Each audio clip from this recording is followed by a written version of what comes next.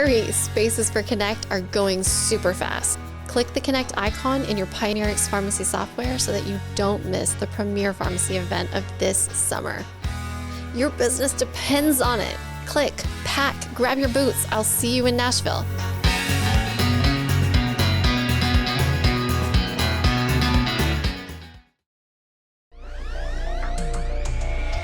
We are on a mission to save and revitalize independent pharmacy. On the Catalyst Pharmacy podcast, you'll get actionable business advice. Hear stories from industry leaders. And share a laugh or two with us.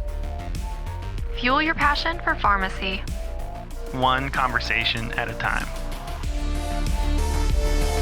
4, 3, 2, 1. Ignition.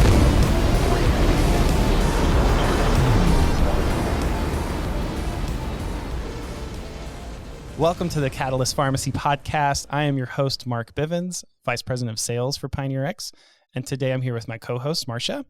Hi, I'm Director of Marketing for Pioneer X, Marsha Bivins. Our guests today, Tory Grooms and Abi Scott, and they are currently pharmacy residents at Moose Pharmacy. Welcome to Catalyst Pharmacy Podcast. Thank you.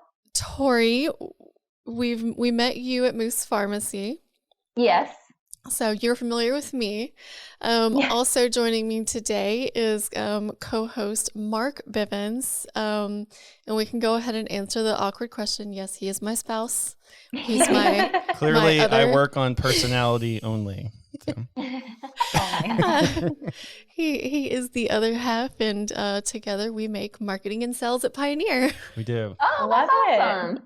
Dream team. Yes. So Abi, so interesting enough, your last name is Scott. That is my maiden name.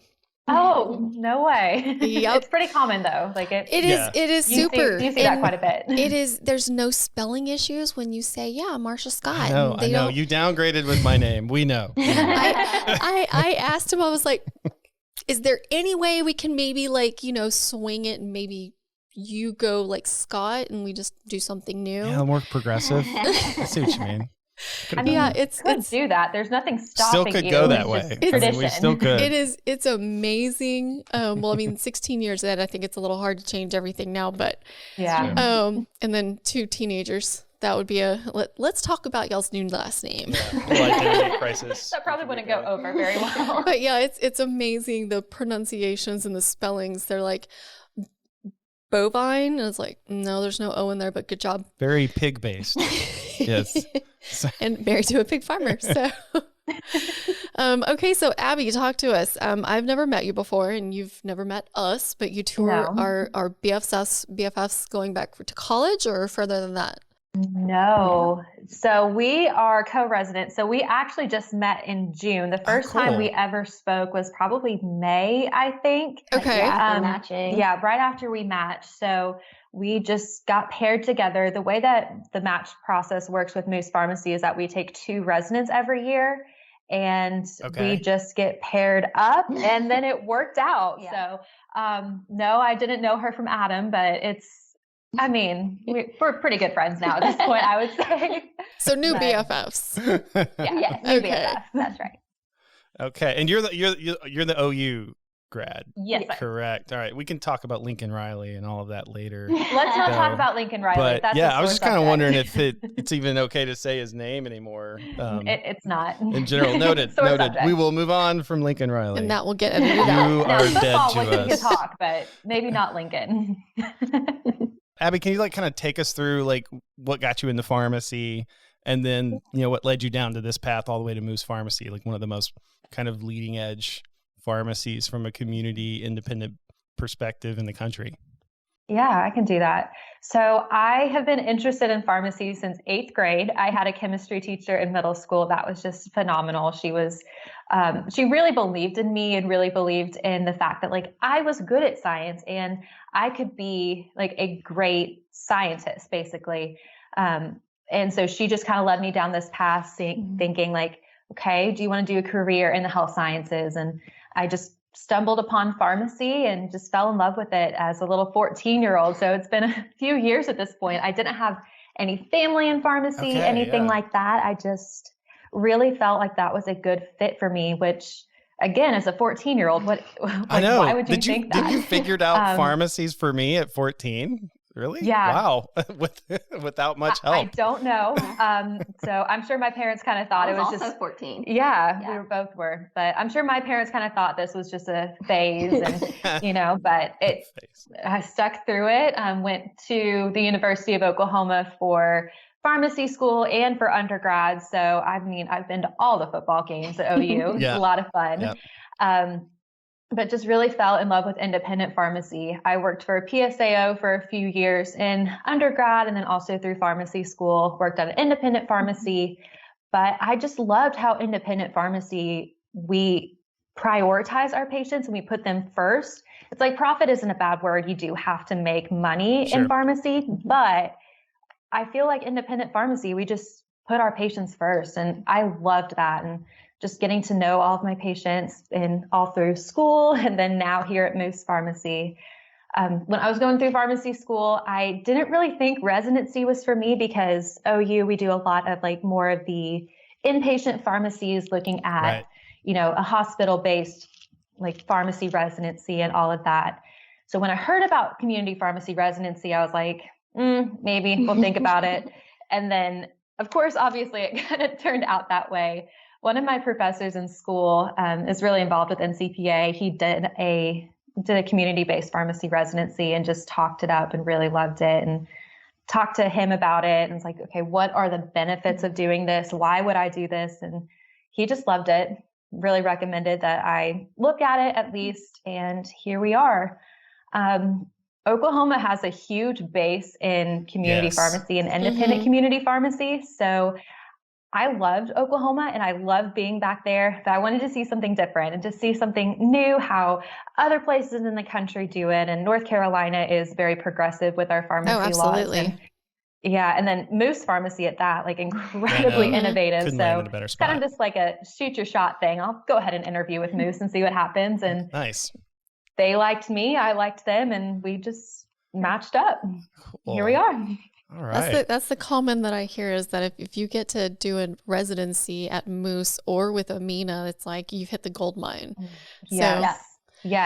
I am learning more than I ever thought I would learn, not only as a professional, as a pharmacist, but also as a person. I feel like the people here have supported me. Obviously, I've met Tory, like new BFF here.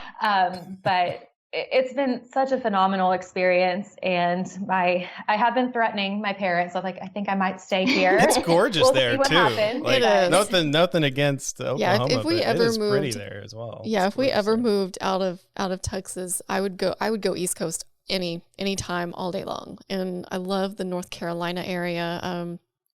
And now we're kind of might be dabbling in Georgia a little bit soon. Our daughter might be going to SCAD, so. Going to college down there. Yep. Yeah, we're approaching that. So Tory, okay, so obviously you did not go to Oklahoma or come from Oklahoma. So talk to us about your school and your journey. Yeah, so I have a very different journey. So I am originally from North Carolina. So this is me kind of coming back home. I went to University of North Carolina, Greensboro for undergrad. I got my degree there and then went to pharmacy school in Nashville, Tennessee at Belmont University. But my journey is different because I am married and have 3 kiddos. Oh, wow. So I started pharmacy school with just my first son. And then we ended up having 2 more while I was in pharmacy school. Like in the middle of the semester, I was that stereotypical person who had a baby and then was back for the exam the next week. Wow. So that was me, and not once, but twice did I do that. Oh, man. So, all right. I think that is that has started my trend with like leadership and pushing the envelope. People are like, okay, this girl is tough. So survived pharmacy school, have three little boys who are awesome. They're now 6, 3, and 2. Okay. My husband actually, they're little. My husband got a job in North Carolina in the hospital system here. And he's on the administration side, so we have fun kind of bouncing different variety of ideas off of each other. But his job brought him to Concord, North Carolina, which I knew from being raised in North Carolina that there was a really good pharmacy right up the road from him. Might have heard of one. So that made it an easy move for us. I wasn't a shoo-in to get the resident position, but I knew if I applied that I would have a chance. And to help with that, I also made sure that as I was going on my fourth year rotations, I was able to line up those rotations. So I messaged Joe on LinkedIn of all things and asked him if he would take me as one of his fourth year students. And I was able to do 2 months of rotations at Moose Pharmacy, one just being a general community rotation, and the other was a management rotation. So that gave me a little bit of an edge against other students because I had that one-on-one experience with both Joe and the pharmacy manager, Kelsey. Nice. So that was hugely helpful because, again, kids in school, not a whole lot of leadership positions and things like that. Leading the family. But I was able to show them, what I was capable of. Yep. Huge respect for having a kid and then showing up to class. I did the same thing. I had my daughter while I was in college, and I showed up, I had her Tuesday, and I showed up Friday to take a test, and he's like, "What are you doing here? You've just had a baby." And I was like, "Well, we have a test, and I'm not going to ask to take it later or get an excuse out of it." Yeah, that's just going to prolong, the stress. So I might as well just knock it out. Yeah. It's incredible the things that Tory has had to do the last few months. And luckily she has the support of our pharmacy, leadership team, her husband, but her boys are, man, they're so fun. They're my little buddies. So, this is Auntie Abby now. Yes. That is where our relationship is. Noted. Yes. Just hang out on the weekends. Come over for family dinner. So this is the time in their lives where they're going to say the cutest freaking things, and it just needs to become the staple in the house. Yeah. One of the things that Mackie would say when she was a toddler was, "You repeat it well." Oh, which ones? Which one? I'm not sure which one you're going for. I know, like you. I'm sorry. Oh, yeah. She would say something like, "I don't like a you." Or it was when you're telling her no, or telling her she can't do something. It'd be, "I know, like you no more." Now we very much use it in the house. Yeah, even at 17, and to our 12-year-old boy as well. Yes. Aww. So you got Tory, your first job, I think, we did a little research, or somebody else did some research for us. I think her, Madison. Your first job was at Prevo Drug. Yes, Prevo Drug in Ashboro. So I worked for the great Stan Haywood, the late great Stan Haywood. Stan, and now it's owned by Ken and Ashley, right? Yeah. Yeah, I did. Yeah, I worked for Ashley Duggins and Stan. So Prevo is great in Ashboro. They've got a good thing going in that small town. So I'm very proud to be able to say that was my first job. Yeah, they were one of the original pioneer adopters 10 years ago. And not a pretty busy store too in there as well. And they're constantly expanding. So they have added on a little strip mall area that's back behind the pharmacy. Okay. They've bought out space there so that they can do diabetes education and kind of a clinic space back there. So I think they're continuing to expand what they're offering. Nice. Everyone, you can learn more about Ken and Ashley on the Beyond the Scripts episode, episode 12. That's cool. So what is both of you, what role as a resident are you playing today at Moose? So let's start with Abby. What is a day in a life at a Moose Pharmacy for a resident? For your role? So it's hard to say a day in a life because I feel like every day is very, very different. Right So we'll do a week in the life. That'll probably be a little easier to get a big, a full picture of what we do. So currently, one of our biggest projects is that we have a grant with the North Carolina Department of Health and Human Services, NCDHHS, so all the letters, alphabet soup, like pharmacy does. But that gives us the opportunity to do MTM hours with them, with patients, one-on-one visits with patients, and actually get paid for it, which is amazing. That's huge. Yeah. So yeah, when we see, pharmacists, we're always doing these home visits. We're going and seeing patients at home and talking about their like adherence or talking about their health or bringing them into the pharmacy and having one-on-one conversations with them.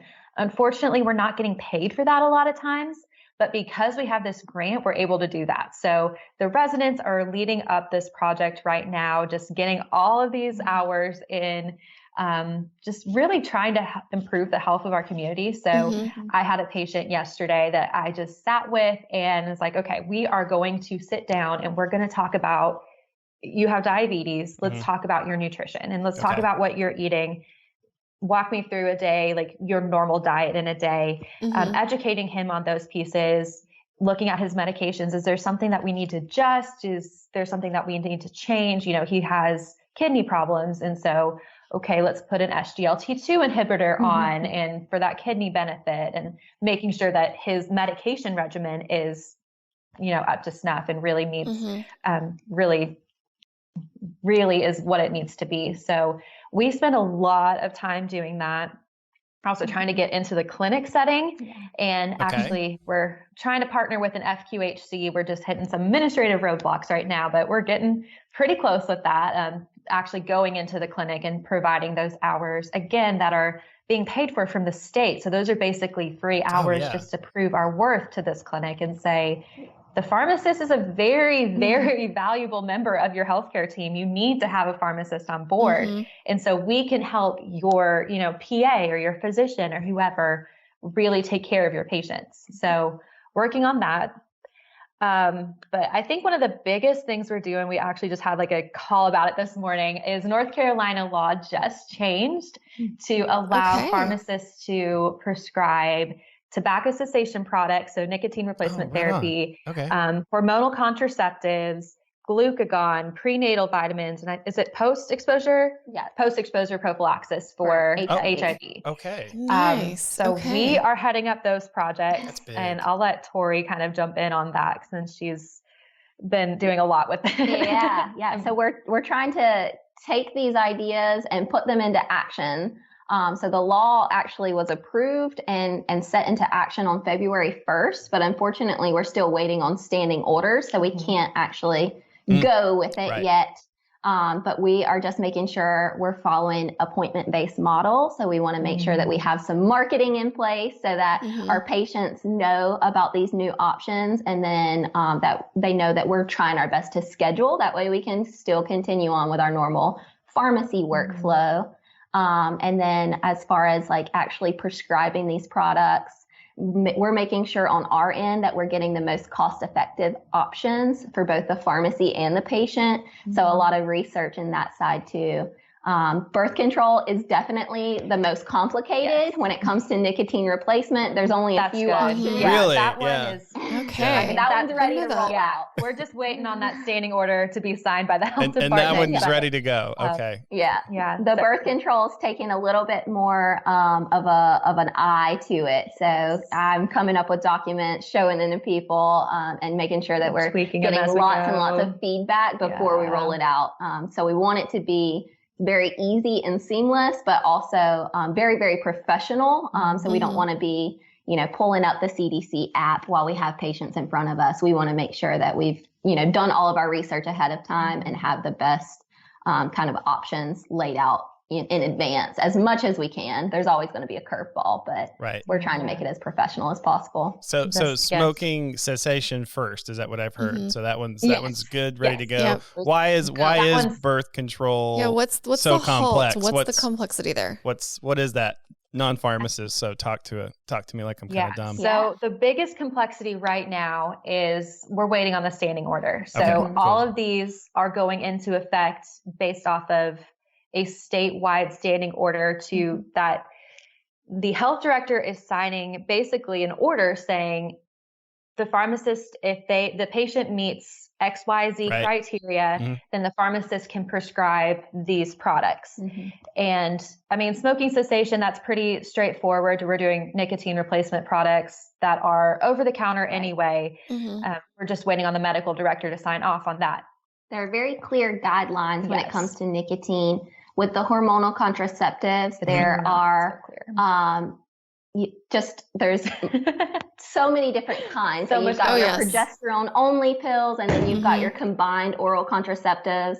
And within those, you have 4 different generations of Right. progestins Yeah. that have different Okay. activities. Yeah. So you're really looking at how you're compensating for the woman's natural hormones Okay. to help, use the side effect profile to your advantage. Yes. So that's just really complex, and trying to think through and then try to simplify it so that we can, make these decisions quickly and not just be like, hey, this is one size fits all. You get this drug. Right. Yeah. Because it's not. Yeah, while fitting in the box of the standing order. Yeah. Right, Yeah. exactly. So, and we don't have that yet. Right. So I don't know Yeah. if we're like overthinking Yeah. it, and then Yeah. they're going to come back with this real tiny box and Be like, you have these 4 products to choose from. But, Right. I mean, Yeah. But that's what most pharmacists do. We overthink it. We plan for the worst case scenario. That's a great, and then, Absolutely. great point. yeah. Yeah. We're also very, very good. I think this is just Moose Pharmacy in general. I think we're getting a little off topic here about what we do as a resident, but we're very good at just seeing the new opportunities and just jumping straight in. So a couple months ago, when these monoclonal antibody treatments for COVID-19 were really big and, you couldn't get them anywhere, we were doing them in our parking lot. Yeah. So we brought patients in. We don't have pharmacy space, like actual physical space in the store, where we could separate these COVID positive patients from maybe the patients who are very high risk and obviously are not COVID positive at that time. So we were doing these injections and these treatments in our parking lot, in patients' cars, bringing them all in.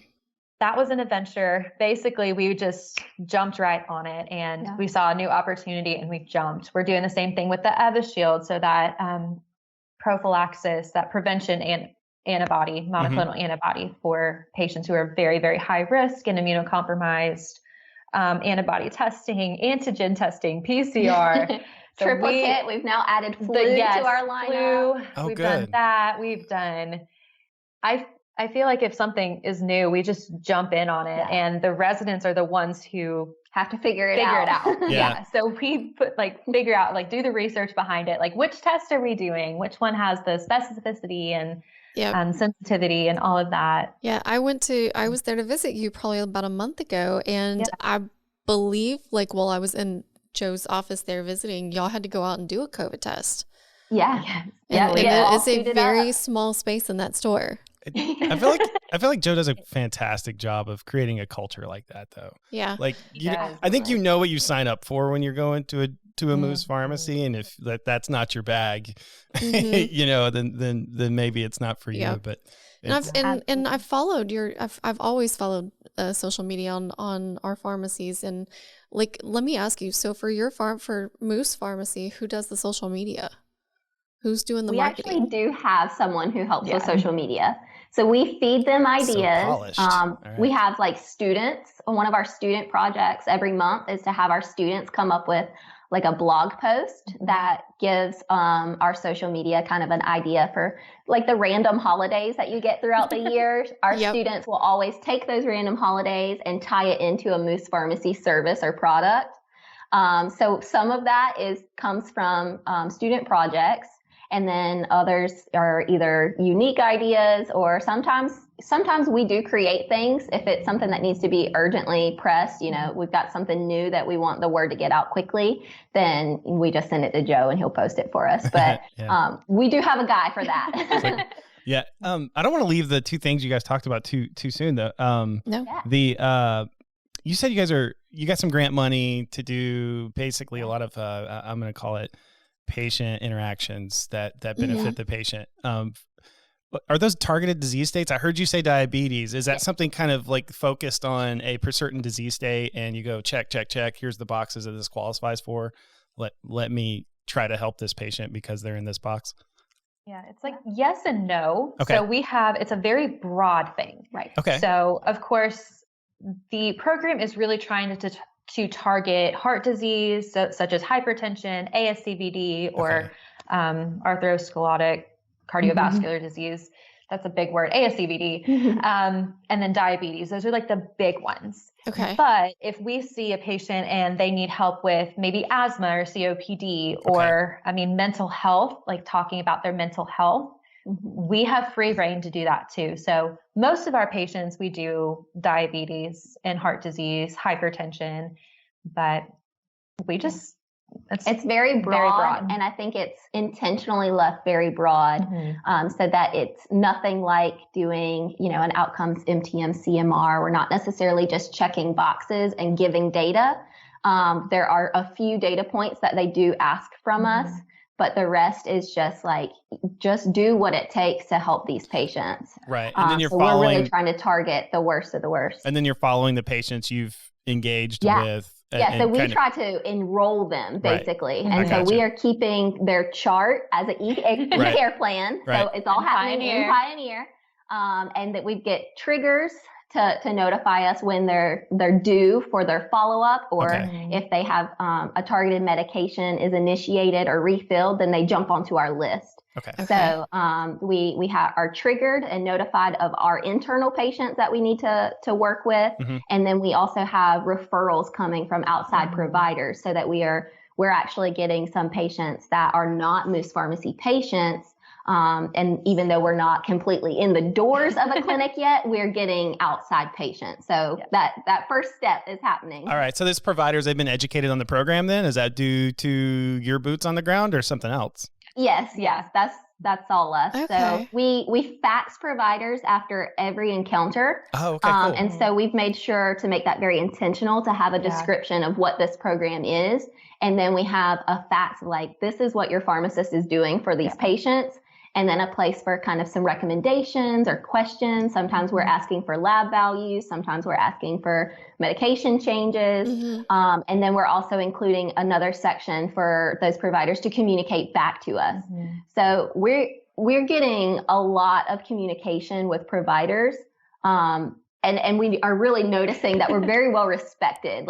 We kind of thought, we were going to fax these off, and it's going to be like sending those outcomes tips. Hey, this patient needs a statin, and you fax it 50 times and you never hear back. I know. Yeah, everyone ignores those but half we're the time. getting No offense. responses same day, maybe next day. And we really feel like we're part of the team. Yeah. And not just a fax, but I've had phone calls. Even just, they'll send over a new prescription for lisinopril or something.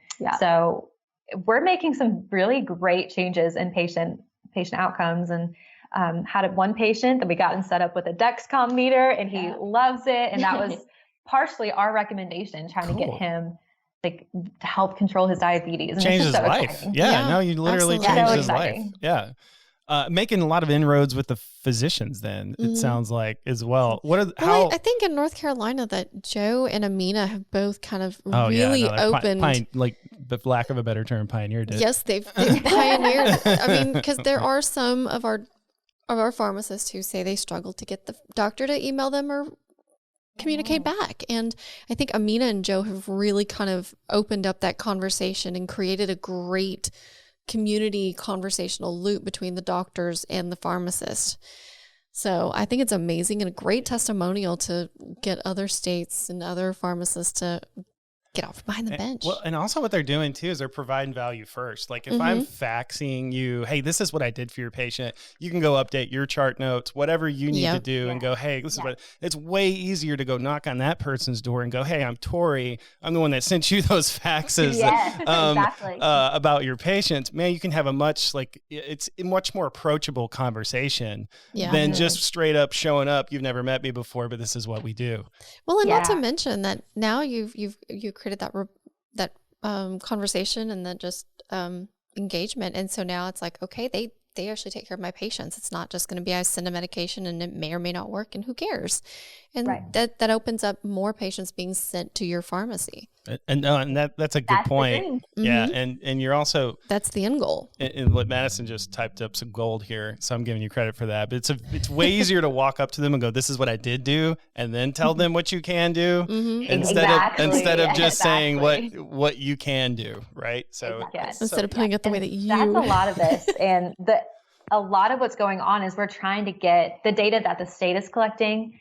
They're trying to collect data. So we're not the only pharmacy working on this project. We've got a whole network of pharmacies throughout the state, but we're trying to collect this data and say, look at what pharmacists are doing. Pay us. We are worth, these payers telling them we are worth your time and your money. Yeah. It's all for the patient. Like at the end of the day, like we can't, I just touched the mic. You're fine.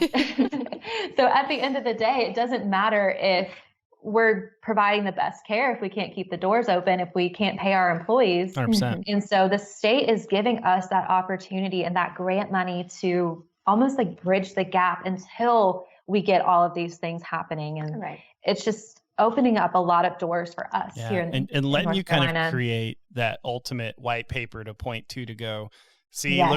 we followed these patients, we interacted with them as appropriate. Right. That's why it's worth paying for these services. And here's the proof and longitudinal data that represents that, right? Yeah. Yes. So it was really fun when we got our first email from the clinic that we're trying to get into, and they asked, so what do you guys do? And it was a very simple email, and I was like, oh, she just That's opening She's like cracking her knuckles. We worked on It's like, it let me work. day. Let me tell you. Exactly. We sent it back and forth to each other like, is this what we should say? Because I think we typed it up in like a Google Doc first. We didn't even put it in an email. Right. No. Like, Yep. oh, so she got about a 3-page response to that one. like a quick question.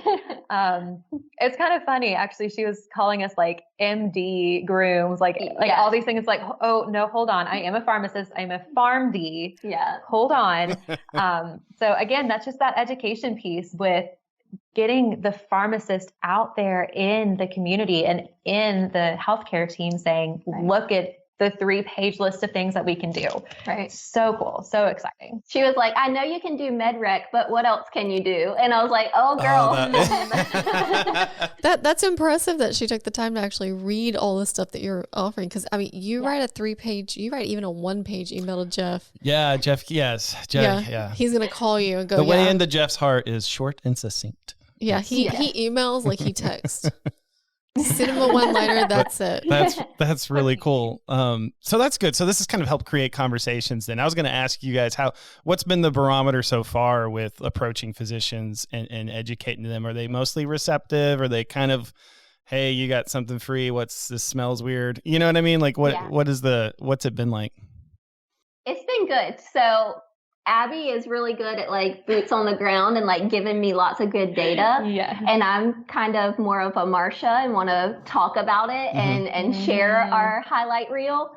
So Abby teed up and had one of the doctors come into the pharmacy one day. And so she talked to them one-on-one while we were in the pharmacy. And then we did our big switch. So Moose Pharmacy residents switch and work at Concord and Mount Pleasant, and we rotate every quarterly. 3 months. Yeah. So we did our big switch in the middle of her trying to talk to this person. And as soon as I got to Concord, I was like, I'm going to go to their office. I'm going to talk to them. She just walked in one day, and this particular physician, she was like, okay, typically you want to make an appointment. Maybe like, schedule set up this. A meeting. Like, that's usually how you want to do this. But I was no, like, I know, I'm sorry, but she just did it. I know that you're going to get me in touch with someone, and I didn't know how else to get in touch with her. So I was hoping you could just give me her email address. And she's like, come on, I'll take you to her office. So and cool. that did just it for opened us. everything. So, I mean, typically try to make appointments and respect everyone's time. I get that. But sometimes you also just have to push the envelope a little bit. Absolutely. And make yourself the seat at the table. Yep. Tori's very good at that. I'm much Throwing more elbows. reserved. So- I'm not very good at just like forcing my way into things. I'm definitely more of like that that. thinker, like, okay, let's figure out all the little pieces first. But Tori just picks up where I leave off. Joe encouraged it. He said it would be okay. So. It'll be fun. You I won't got get the yelled green at light. too much. Yeah, we got the green light from the boss Joe's man. like, We're- yeah, sure, you do That's that. good. But I'm definitely a like Tori, like you said, I'm definitely like you in that aspect. I'm like, I want to do this. I'm just gonna walk up and do it. Yeah. And we're like, let's see how it goes. Have you ever had an interaction with a physician that didn't work out as well, and how did you navigate that? So I did have one. I was doing provider visits, and I just went into to visit a physician and basically just hand them a folder with some information and say, here's what we do. Here's some of the services we offer. We do have a medication therapy management. So we'll sit down with your patient and help you manage their medicines and see them actually in the pharmacy. And this provider goes, I only see a handful of patients. I do a really good job with this. He also is very functional medicine, integrative medicine. Okay. And so he does more of functional medicine. Like we're thinking less of let's throw a statin on there, throw blood pressure, and let's look at nutrition and supplements. And so for him, this really wasn't like he didn't really see the value of it because, again, he's got a very small practice, only sees a few patients. But with that case, it's just kind of here's our information. You know how to reach us. We'd love to have any patients and help them in any way that you feel like you need some help. So we're here for you, whatever you need. So still trying to like phrase it as we're trying to be a member of the healthcare team and help you out. And wherever you feel like you need that value of the pharmacist, then let us be that. Yeah, especially if they got like a complex patient that they need some support on. That makes total sense, just to try to like approach it in that perspective. Did you approach him? I mean, did you have any of his patients already in your pharmacy that you could approach him with? And yeah, so we have a lot of his patients actually. So like I said, he only sees like a handful of patients, but we do take care of a lot of them. So in this case, I was doing provider visits in a town about 20 minutes from Mount Pleasant that we deliver to. And I was just kind of stopping in at a bunch of different places that we fill for already. We see a bunch of their patients and he was on my list. And so I didn't have any particular patients, but, going back, we probably will, when we go back, we would say like, Mr. Jones, we've helped him with his blood pressure, what have you. So be a little more specific. But in this case, it was more of let me introduce myself to you and say, hey, I am a pharmacist. I am a valuable member of the healthcare team. Yeah. You have to think about it from each individual interaction. Sure. Yeah. Just from their perspective. I want to move to these new standing orders you're waiting on. You're kind of pins and needles at the moment. Right. How are you starting that at one pharmacy and then we'll try to scale it? What's the kind of program approach, at least today's news wise? Like I'm sure things change as you learn more information, but what's your like a first approach with, is it just going to be smoking cessation? We're going to do it here. What's the approach look like? I know you're trying to build it, move on to the rest. I was trying to build an appointment-based model for sure. Is that kind of what it is? Figuring out what your tech stack looks like for that? What do you think? It's complicated because of course, Tory and I, we go between the like Mount Pleasant store and the Concord store. And so any project that we work on tends to start right there. And then we build like an SOP, we build like a workflow, how-to guide. So if another store wants to jump on, go for it, take it. Ask us any questions, we'll help you out. And so it's a little bit of both. So we are going to launch the program at the stores that we are at and then help assist all those other stores whenever they're ready to jump on the boat. Yeah. So ideally everyone's doing it. And we want to make sure that all of our patients have access to the same services. If we're advertising it on our, Moose Pharmacy pages that, just because I live in Kannapolis, I don't have to drive all the way to Mount Pleasant to get this service that, it's accessible to everyone. And we just have to balance out. Each of our pharmacies are very different, even though we're, the one same umbrella. But they are each different. Their staffing capacity is different. So some of them, they might have limited, they can adjust the calendar. So they can say, hey, we're only going to offer this service on Fridays. Like we have the capability, a little bit more free time on Fridays. We'll do it then, but we can't offer it the other 4 days a week. So we'll kind of let everyone make it their own. But we'll give them all the foundation that they need to do the service. And then each pharmacy can figure out how they want to really roll with it. What about billing for the smoking cessation?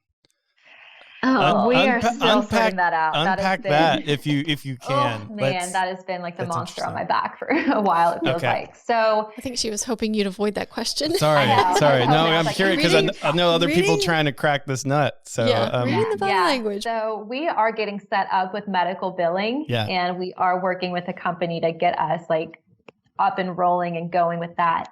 The real barrier that we have is that pharmacists don't have provider status. And so in the eyes of insurance companies and CMS and everything like that, we are not considered healthcare providers, which is a shame. It is an absolute shame.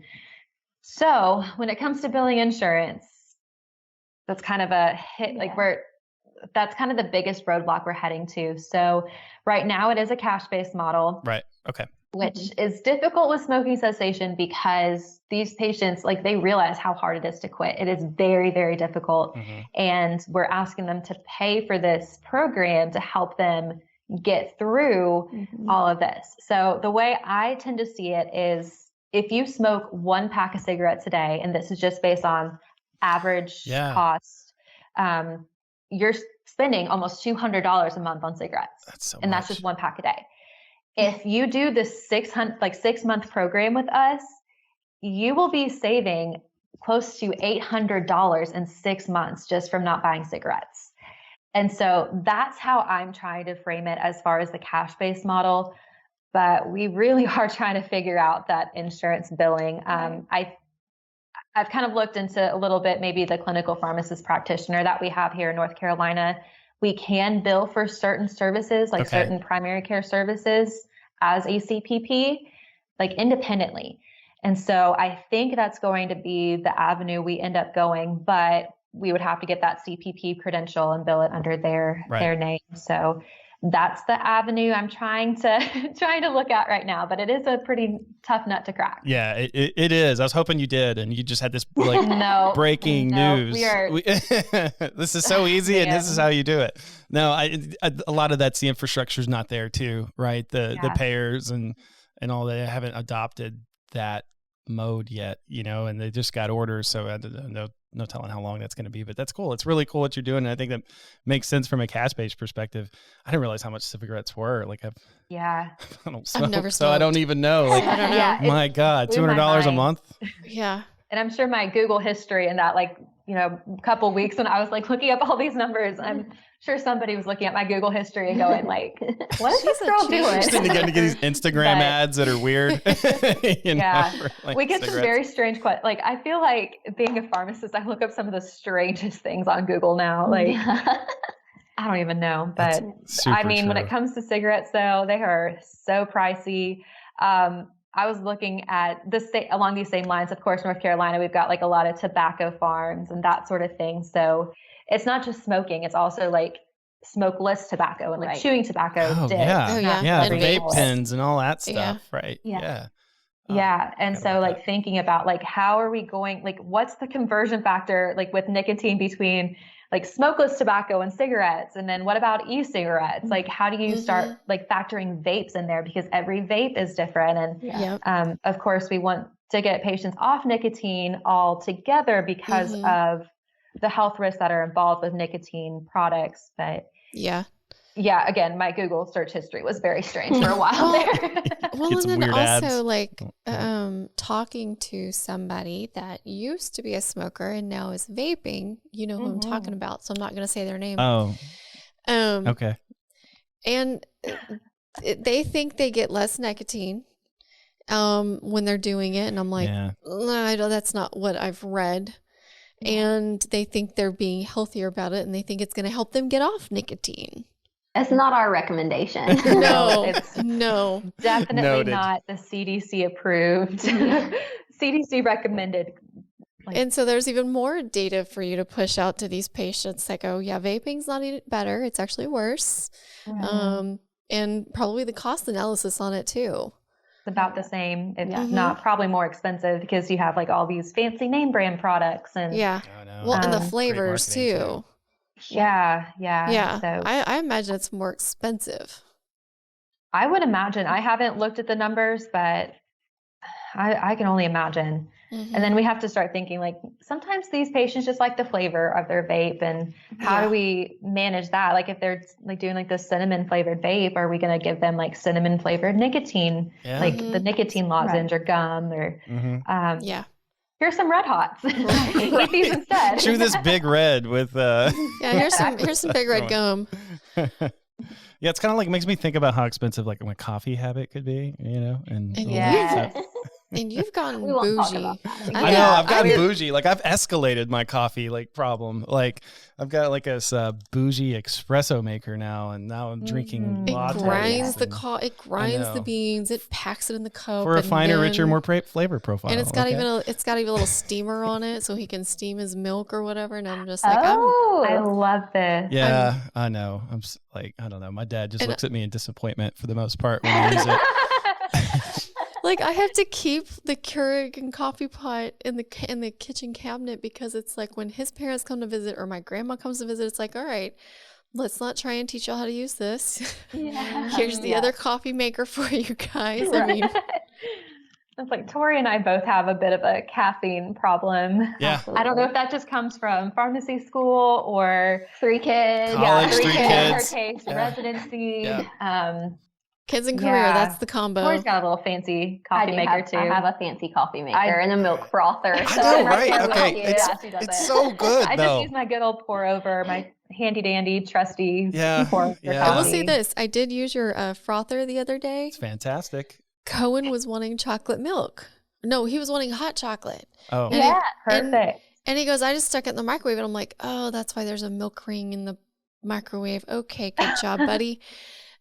So I'm like, look, use Dad's coffee maker. And I was like, this is how you do it. You stick it into the little frother, you turn this dial. That's the one Yeah. piece I know how to use. right. It's the good. steamer. It's good. And then I love going to the so I know we're getting like off on a thing, but I don't care. And Not then at all. we go to this like fancy grocery store, but they have this huge coffee area, and I just like sitting in it and just smelling everything. That's Oh, We have a huge coffee roaster actually in town. oh really? So you just like drive by and it's like, oh, it's blissful. That's what I It's feel so like that's a nice. pro- And I I get feel to like I have drive a on my problem. way to daycare in the morning. Yeah. So that's like my pick me up. As Right. I wake up in the mornings, once I hit that spot, it's like, okay, I can start my Makes day. me Let's sad. go. So does that count as contact caffeination? I think so. I think it does. Good. I really do. It does something in your brain to make you Yeah, it feel does. better. It and I don't does. know what It does is. release You're some fully like addicted, it okay, I'm does. ready to Yes. conquer the day. Yeah, So contact maybe- caffeination. Thinking about this, maybe I should be on a caffeine cessation program. I know. Maybe we need to start a new After- program. I know. I've been We'll trying. enroll you first. Yes, After our this first is patient. done. I've been trying to cut back on the caffeine. It is so hard. Well, I mean, like, and you're reading an article about someone who died because they over. Well, yeah, they bought a bunch of pure. So this guy, he's a personal trainer. I think he's in the U.S. He's 29 years old, so fairly personal trainer, one healthy, right? 29, young, and so he bought a bunch of pure caffeine, I think, from the UK, The caffeine Mhm. pills. and he misdosed himself, and so he Oh, took what the no. equivalent was like 200 Cups of cups of coffee? coffee in Oh my one God. setting, and yeah, no, I think 24 hours later, the dude was dead. Yeah. That's crazy. I know. Caffeine is not benign by any means. Yeah, right. No, I mean, Yeah. there's limitations. The recommended for what is 400 milligrams a day, or if you're, I think it was like if you're a guy, it's 400 milligrams a day, and if it was Wow. if you're a girl, it was like between 350, 370. Am I wrong? I don't know the number off the top Sounds- of my head. yeah, that that sounds sounds right, but I know I drink more than that. I so- know, I'm way over It's- that, I think, but whatever. I try Um, to stay under like 300. But yeah, no, I think he bought some pure form, like some powder or some whatever, and just and it didn't come with any like way to measure what appropriate an amount was or something. So he just, I think he misplaced the zero, and Mm. Or two. he's not like here. Yeah, I know, that's where we're at. The world. That really brought the crowd down. I feel like with that Yep. story. Okay, we're getting a note. The max is 400 milligrams per day. So I'm According doing to good. Google. According to Google, which yes. we'll see. Which is 4 cups of coffee. So I'm doing good. I stay under 300. Yeah, that's good. I don't know about you. I don't know, man. Your I've- green tea's pretty stout. So. I've seen the crude oil that you drink. So, well, Abby and Tory, it was fantastic to have you both on and kind of telling your journey about how you got there, what you're doing now. And I think it's a really cool one. Like when we go talk to like, we get a lot of students at like Mhm. ASHP or something like that. Yeah. Right. And they really some of them don't even know about this different avenue of pharmacy you can go down that you guys are pursuing, which is really Yep. cool. And so I guess that's a pretty good parting question. What's next for both of you? Kind of in the next phase of at least your residency. Yeah, here. what's the timeline left on your residency with Moose? And then what's next? The residency year ends at the end of June. Okay. So the new residents come in July 1st. And we've interviewed them. We're pending match day to see who Match will, day. replace us. Yes. And what's next for us, we don't We're really both know trying to yet. figure out at this point. Nice. So we tend to kind of make those decisions in the last quarter, make sure that we have lots of good data to support us as we pitch ourselves. Right. Yes, as update the pharmacists. CV. And so we'll see what our next steps are, but hopefully we'll be continuing to push the pharmacy practice forward and continue to help create these changes. Be the catalyst, for change. Good job. Well placed. Well placed. Well played. So when's match day?